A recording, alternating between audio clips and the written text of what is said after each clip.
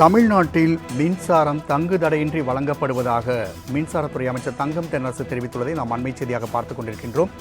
65 பணியாளர்களை கொண்ட மின்னகம் 24 மணி நேரம் செயல்பட்டு வருவதாகவும் அவர் தெரிவித்துள்ளார். கூடுதல் விவரம் செய்தியாளர் நந்தினி வழங்க கேட்கலாம். நந்தினி, இந்த மும்முனை மின்சாரம் குறித்து எதிர்க்கட்சிகள் கேள்வி எழுப்பிய நிலையில் தற்பொழுது தமிழ்நாட்டில் சீரான மின் விநியோகம் செய்யப்பட்டுள்ளதாக அமைச்சர் தங்கம் தென்னரசு தெரிவித்துள்ளார். மேலும் அவர் குறிப்பிட்டுள்ள விஷயங்கள் என்ன? கூடுதல் விவரங்கள்.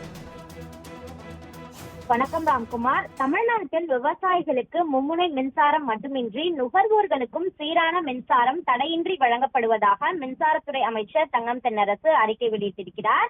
கடந்த 2021ஆம் ஆண்டு திமுக அரசு பதவி ஏற்றது முதல் விவசாயத்திற்கான மும்முனை மின்சாரம் நாளொன்றுக்கு 12 முதல் 16 மணி நேரம் வரை தமிழ்நாடு முழுவதும் வழங்கப்பட்டு வருவதாகவும் இதன் பயனாக தமிழ்நாட்டில் விவசாய உற்பத்தி அதிகரித்திருப்பதாகவும் அவர் குறிப்பிட்டிருக்கிறார்.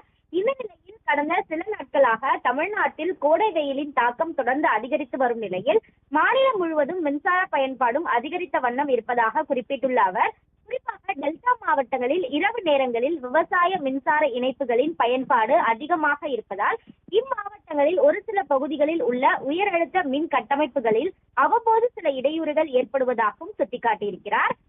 இத்தகைய இடையூறுகளை முற்றிலுமாக நிவர்த்தி செய்து டெல்டா மாவட்ட விவசாய மின் இணைப்புகளுக்கு இன்னும் அதிகப்படியான மணி நேரம் மும்முனை மின்சாரம் வழங்கிட தேவையான அனைத்து மேம்பாட்டு பணிகளும் போர்க்கால அடிப்படையில் மேற்கொள்ளப்பட்டு வருவதாகவும் அவர் குறிப்பிட்டிருக்கிறார்.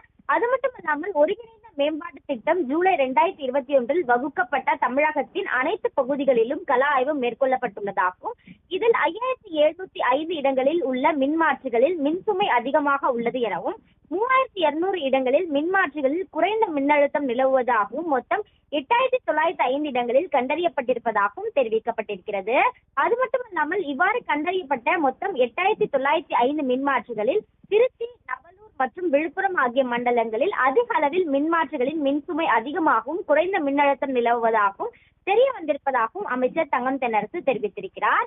குறைந்த மின்னழுத்தத்தை சரி செய்வதற்கு கூடுதலாக 3200 புதிய நிறுவியதன் மூலமாக தாழ்வழுத்த மின்பாதையில் நீளம் குறைந்து மின்னிழப்பு வெகுவாக குறைந்துள்ளதாக சுட்டிக்காட்டிய அவர், மின்னகத்தில் பொதுமக்களிடமிருந்து புகார்கள் பெறுவதற்கு 3 முறை பணியாளர்களில் ஒவ்வொரு முறைப்பணிக்கும் 2 மேற்பார்வையாளர்கள் உட்பட 65 பணியாளர்களை கொண்டு 24 மணி நேரமும் இயங்கி வருவதாகவும் மின் நுகர்வோருக்கு சீரான மின்சாரம் வழங்கப்பட்டு வருவதாகவும் அமைச்சர் தங்கம் தென்னரசு அறிக்கையில் தெரிவிக்கப்பட்டுள்ளது குறிப்பிடத்தக்கது.